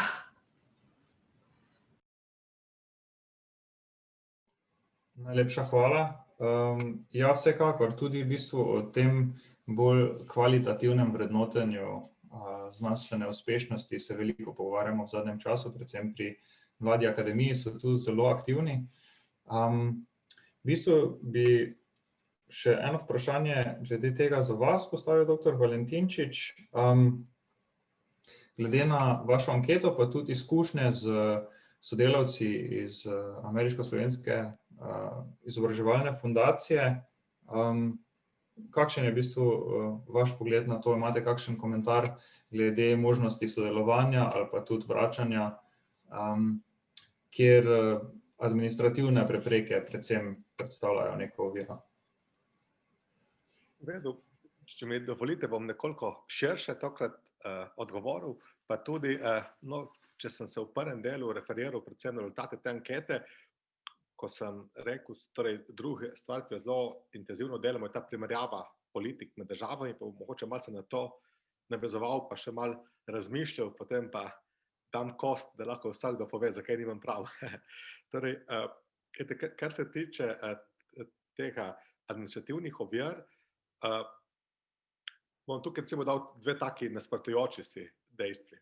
Torej, prva stvar je, če pogledamo recimo države po svetu, ki so najbolj uspešne pri privabljanju svojih rojakov nazaj domov po določenem času, v resnici ni ključni element tukaj, da imajo neke zelo velike projekte, pa damo 1 milijon za to raziskovalno skupino, podpremo tukaj nov inštitut, kjer bo 100 delovnih mest in tako naprej, ampak na tem mikronivoju imajo stvari poštimane, če se smem tako izraziti. Torej, dejansko tista stvar, ki nekako najbolj naredi ta preobrat, so neke take točke vse na enem mestu. Torej, oni servisirajo, dajo asistenco ljudem, da ko se pripravljajo nazaj, da točno vejo, če se obrne na to točko, bodo tam zbrane vse možnosti, recimo, kje so odprta delovna mesta, kateri so pogoji, kateri projekti so odprti, hkrati pa bom tam vse izvedel, kje se uredi davčno rezidentstvo, kje najhitreje naredim stanovanja, kak je postopek vpisa otrokov v vrtec in tako naprej. Torej, države, ki so to uredile, veliko lažje privabljajo nazaj svoje rojake, ker seveda več časa, kot si ti zunaj, večjo prepreko ti to potem predstavlja in to je, mislim, da je tudi pomemben izziv, kar se tiče Slovenije v prihodnosti. Je pa tudi res, recimo prej, ko sem v prvem delu primerjal te rezultate ankete med odgovori na splošno pa med doktorji znanosti, da smo tudi en pasus namenili temu, koliko vas od povratka v Slovenijo odvrača zapletena in dolgotrajna birokracija v Sloveniji in seveda so tukaj doktorji znanosti to označili kot pomembno z nižjo relevantnostjo kot vsi ostali, ker seveda vendarle se oni mogoče v tem labirintu malo lažje znajdejo. Ampak pač jaz še vedno mislim, da bi seveda, da temu je treba nameniti pozornost. Je pa hkrati tudi res tako, da Kolega Boh je prej rekel, nekako, da seveda zdaj, ko se poskuša uveljaviti torej neko novo znanstveno strategijo, da je predvsem zelo pomembno, da se tukaj preide sam to nek okvir MIZŠ-ja, ampak da mora biti znanost kot neka vrednota vseh resorjev.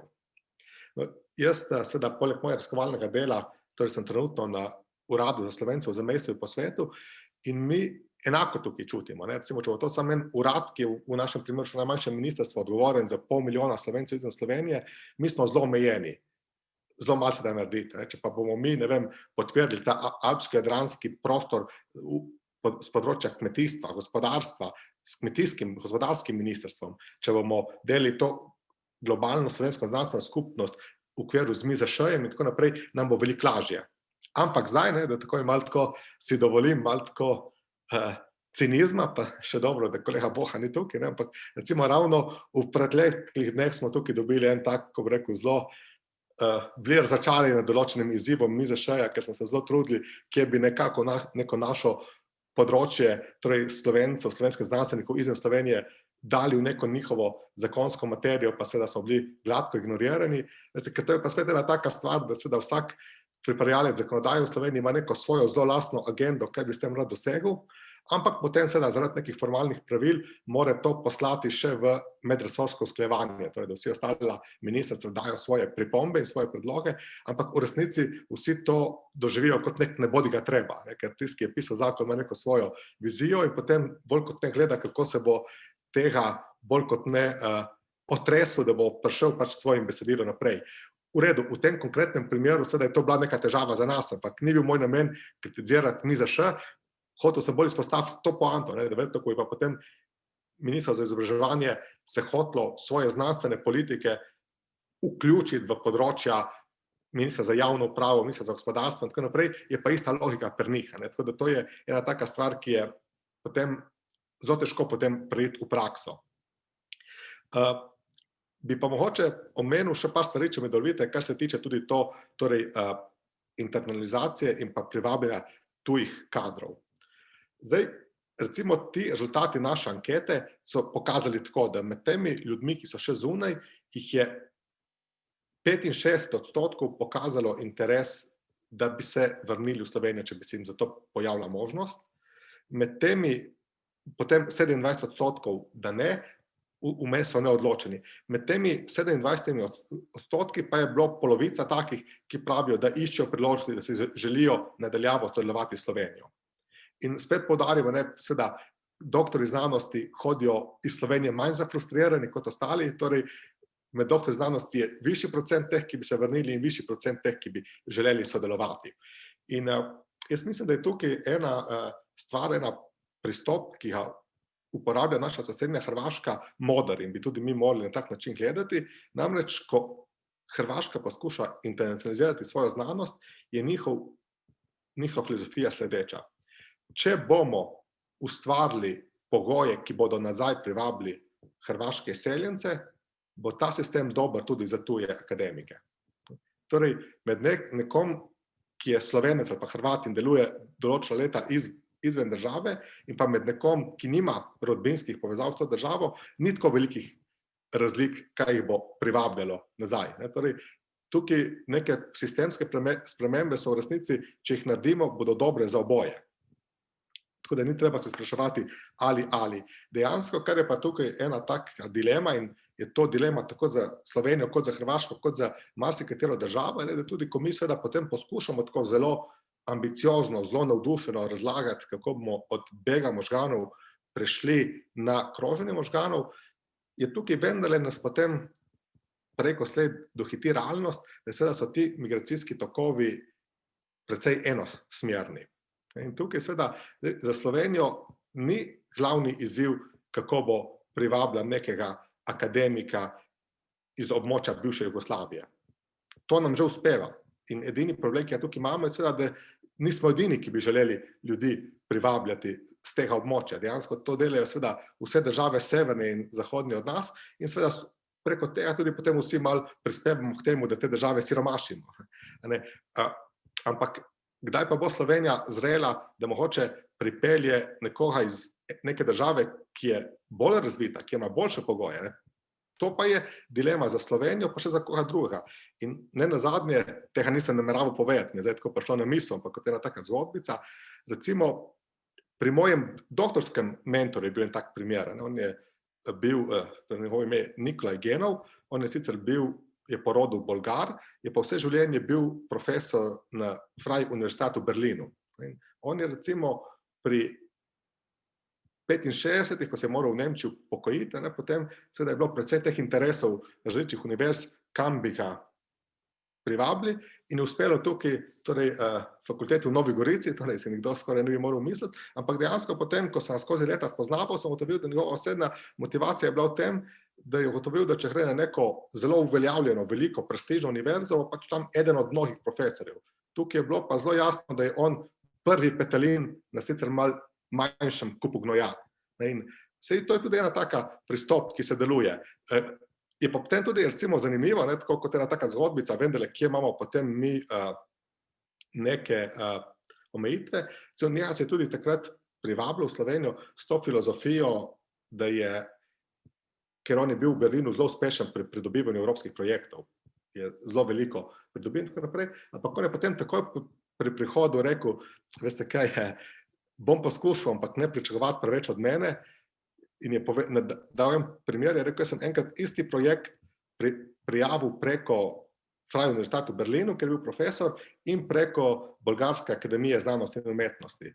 Rekel, iz Nemčije prijavljen projekt je dobil natanko dvojno število točk po kvaliteti kot ta bolgarski. In to je seveda tudi en ta, lahko rečemo, zahodnoevropski, malo skoraj rasizem, ko vendar gledajo, v katerih državah so pa boljši znanstveniki, kje pa slabši, tako da seveda ni nam tukaj lahko. In tukaj vendarle moramo, po moje, gledati tudi v tem vidiku, da vendarle nobena od držav na tem svetu ni neka mati Terezija, ampak vse zasledujejo bolj kot ne svoje zelo egoistične interese in seveda Slovenija kot deloma malo kot manjša država, pa še kot malo manj razvita, in seveda tukaj nikakor nima neke lahke naloge, kako bi na tem področju prodrla. In sam še ena misel, in potem s tem zaključim, ena delna rešitev, ki jo mogoče tukaj, o kateri bi veljalo razmisliti, je vendarle, recimo, če pogledamo vsaj dve državi, tukaj jim pride trenutno na misel, to sta Avstrija in pa Češka, sta se obe državi dejansko bolj kot ne odpovedali vsesplošnemu razvoju znanosti, vseh znanstvenih disciplin, vsaj v tej vrhunski ravni špici, ampak sta našli neke tržne niše.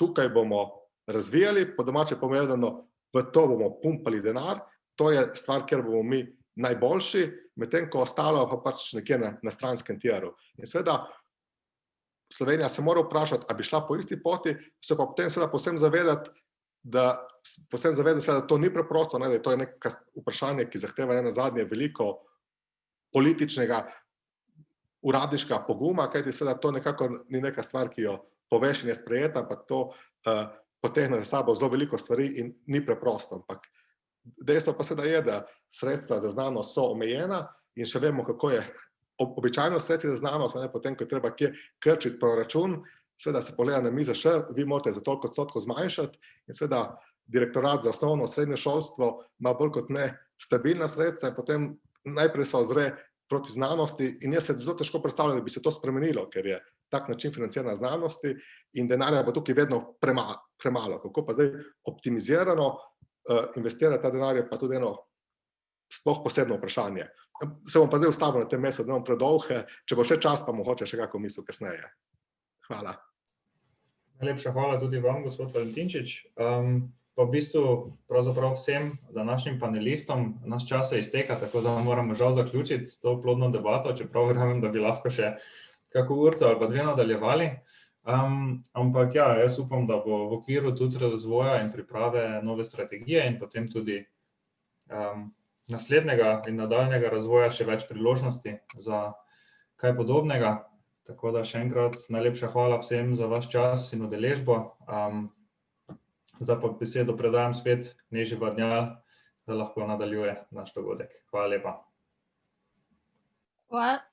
Hvala vsem sodelujočim pri tej okrogli mizi za to pomembno debato pravzaprav.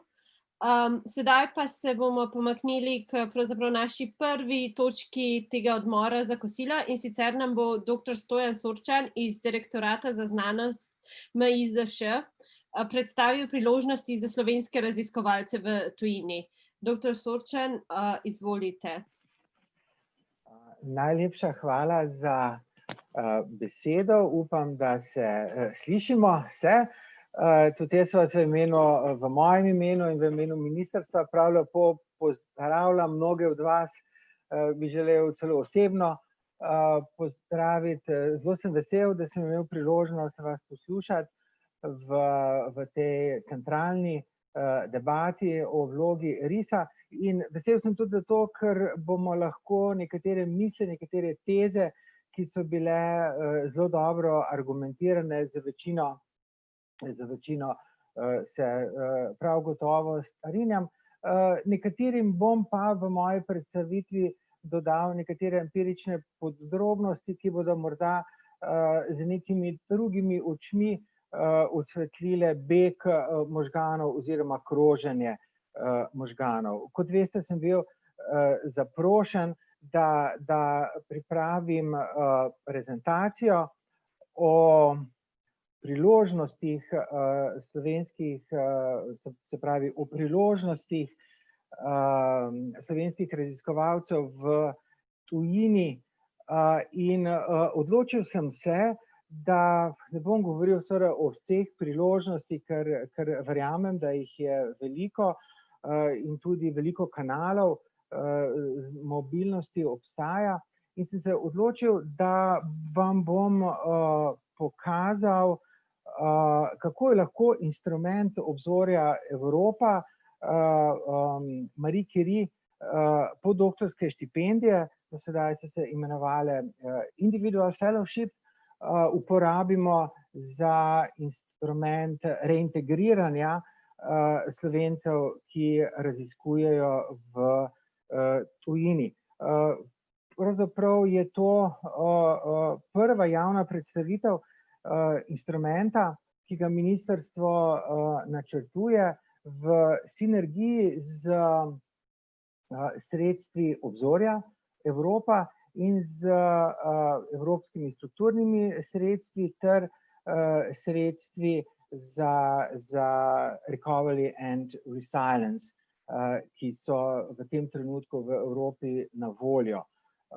Kot veste, je Marie Sklodowska-Curie aktivnosti potekajo znotraj stebra odličnosti, podobno kot Evropski raziskovalni svet, o katerem sta dva sodelujoča ravnokar pozitivno govorila. Marie Curie Sklodowska razpisi so namenjeni zlasti za razvoj raziskovalnih karier, za razvoj ambicioznosti in seveda povezane so z mednarodno mobilnostjo, z odhodom v tujino in seveda z pridobivanjem odličnosti, z pridobivanjem izobraževalnih in raziskovalnih izkušenj v tujini. In tukaj se potem največkrat pokaže velik problem, kako se potem, če sploh, kako se vrniti nazaj v Slovenijo. Za tiste, ki, no, in o tem bom v nadaljevanju več govoril, za tiste, ki ne veste, Marie Sklodowska-Curie so namenjene za doktorske in podoktorske študente, pa tudi za uveljavljene raziskovalce, pa tudi raziskovalnim inštitucijam, akademskim in neakademskim, omogočajo možnosti za to, da privabijo tuje študente oziroma da svoje ambiciozne študente nekako pošljejo na raziskovalni sabbatical v tujino. Tako kot ERC projekti so tudi Marie Curie granti zelo zahtevni.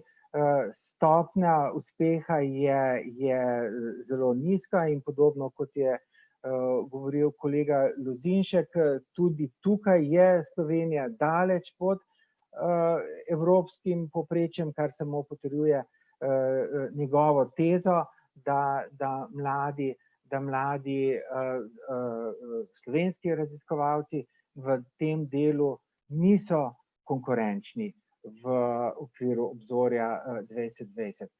Jaz bi rekel celo več, ne samo, da niso uspešni, ampak celo zelo malo se jih odloča, da bi sploh stopili na to pot, ki jo Marie Curie razpisi nudijo. Kot vidite, je Marie Curie Sklodowska omogoča zelo veliko razpisov, med njimi bom danes govoril zlasti o podoktorskih štipendijah, za katere, ki so med slovenskimi doktorskimi študenti zelo, lahko bi rekli, premalo poznane in se jih zelo malo poslužujejo. Prav tako se slovenski študenti pri razmišljanju za odhod v tujino zelo malo poslužujejo orodja Euraxes, ki seveda omogoča pregled možnosti tudi potem za vračilo nazaj v Slovenijo. Marie Sklodowska podoktorske štipendije so iz slovenskega vidika zanimive predvsem v tem, ker se manjše število slovenskih študentov odloča za odhod iz Slovenije, kot se tujih študentov odloča za prihod v Slovenijo. To empirično dejstvo, seveda razpravo, ki smo jo malce prej imeli, postavlja v neko drugo luč. Seveda s tem ne želim oporekati argumentov, ki so bili v prejšnji razpravi pokazani, ampak želim samo poudariti, da v sklopu stebra odličnosti, ki velja za najprestižnejši steber financiranja temeljne in odlične znanosti, med slovenskimi mladimi intelektualci ni interesa.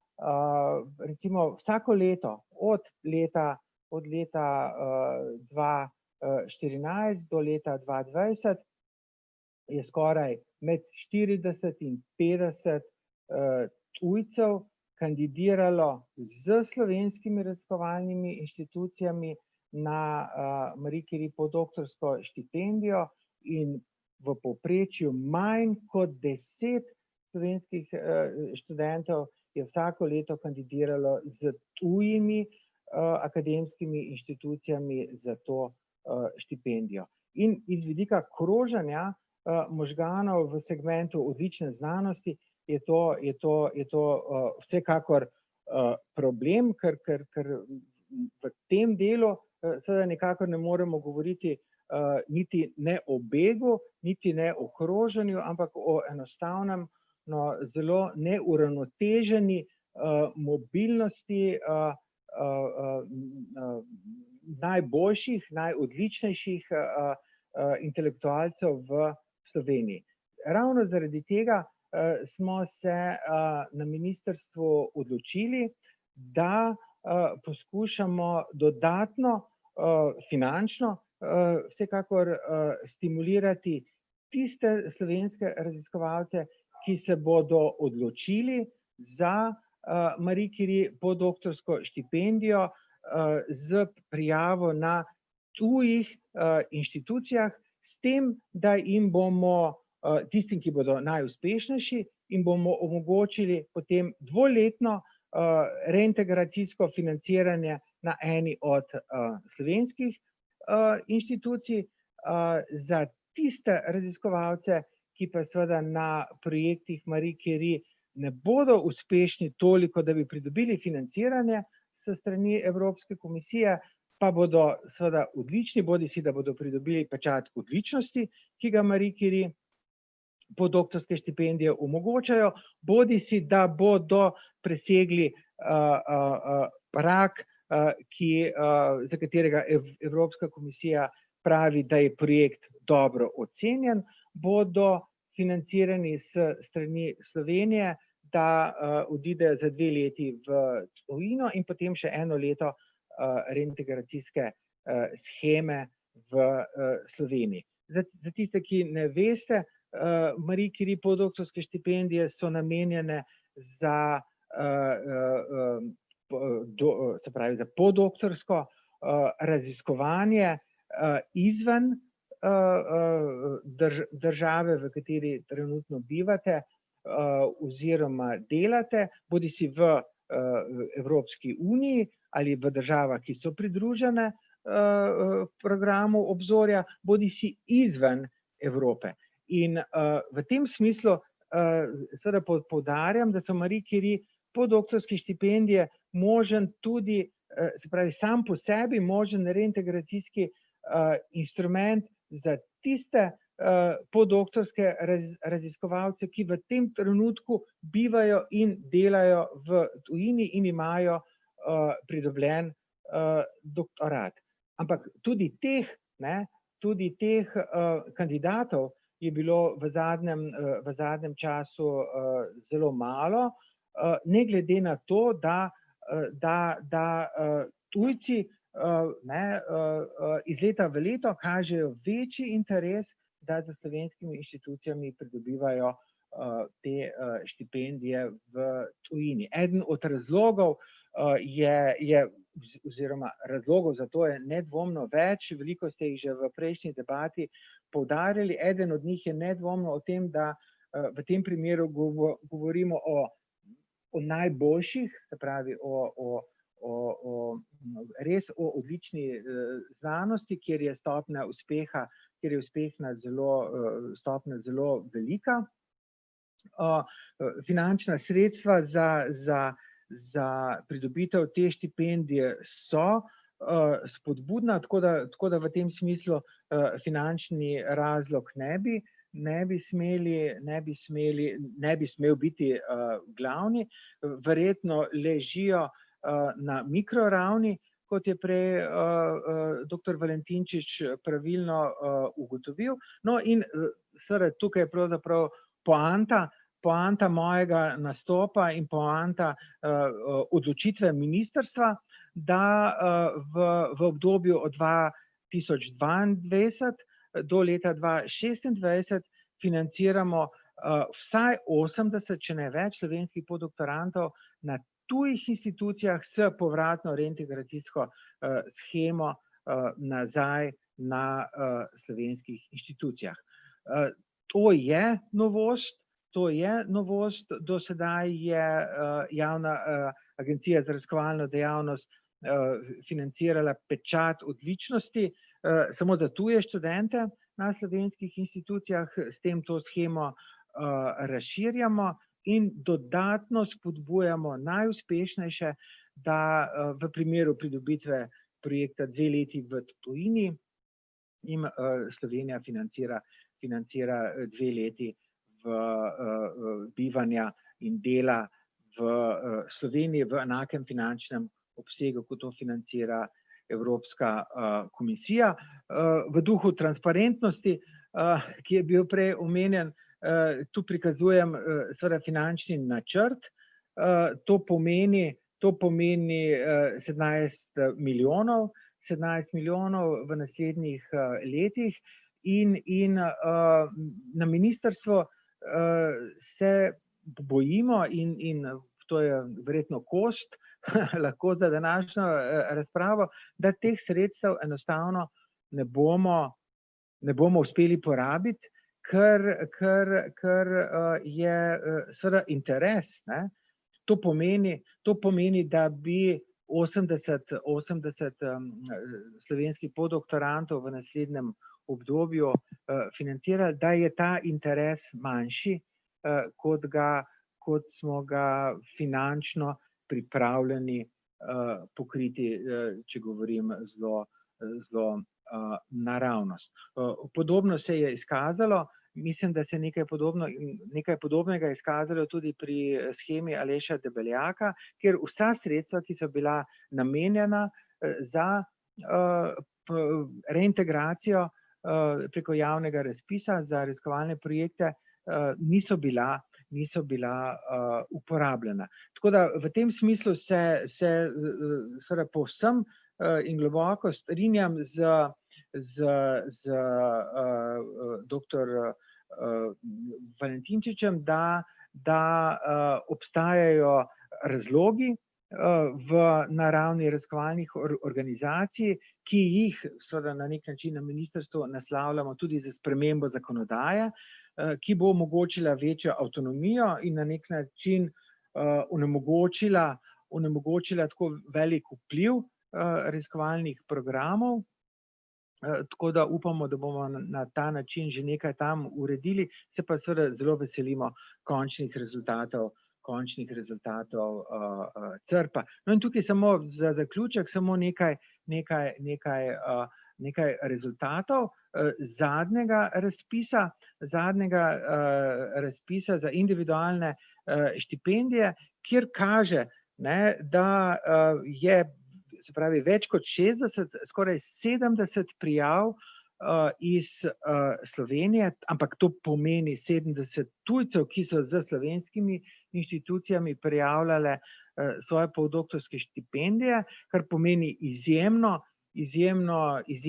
veliko, na nek način, če se primerjamo s Poljsko, ki je v absolutnih številkah neprimerno večja,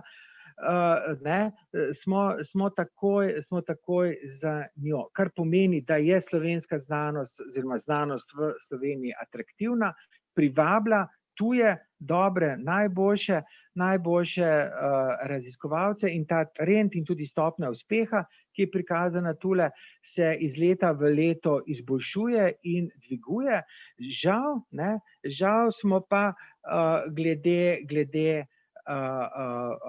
Slovencev, ki kandidirajo na tujih inštitucijah, smo pa seveda na repu, tako rekoč na zadnjem mestu med državami, ki kandidirajo za postdoktorske štipendije v okviru Marie Curie Skladovska.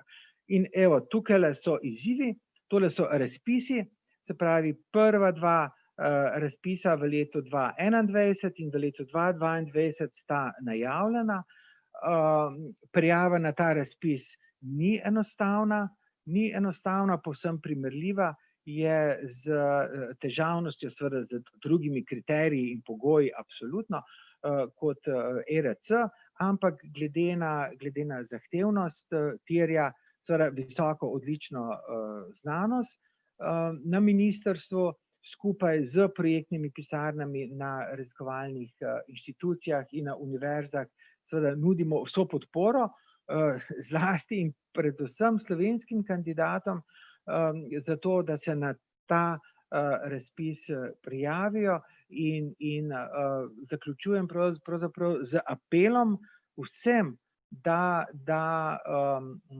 izkoristijo to priložnost, ki jo v tem trenutku z sinergijo med Horizonom Obzorja in med evropskimi strukturnimi sredstvi ter skladom za Recovery and Resilience slovenska država omogoča slovenskim podoktorantom za razvoj znanstvene kariere. Jaz bi na tej točki z mojo predstavitvijo končal.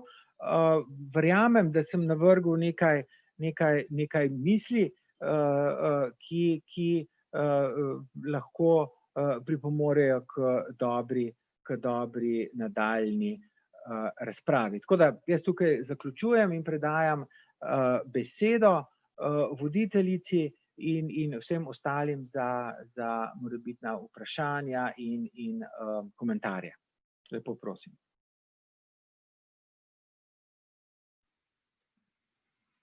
Najlepša hvala, gospod Sorčan.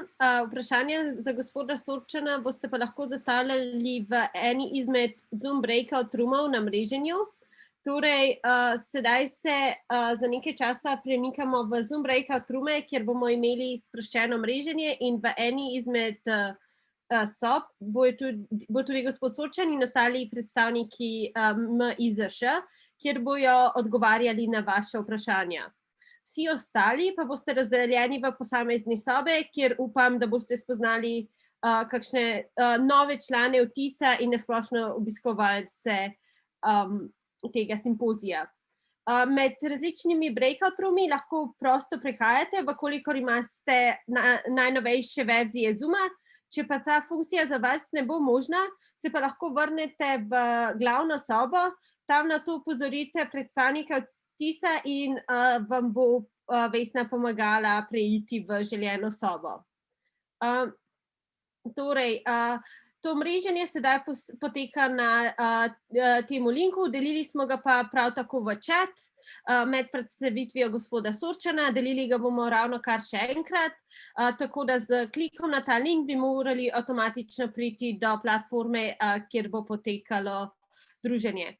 Ob 15:10 pa vas vabim, da ponovno uporabite link, ki ste ga uporabili danes zjutraj, da ste se pridružili jutranjemu delu simpozija in vas vabim, da se nam ob 15:15 pridružite na današnjem popoldanskem panelu o mikrobiologiji in infekcijskih boleznih. Vabljeni, sedaj pa uživajte ob mreženju.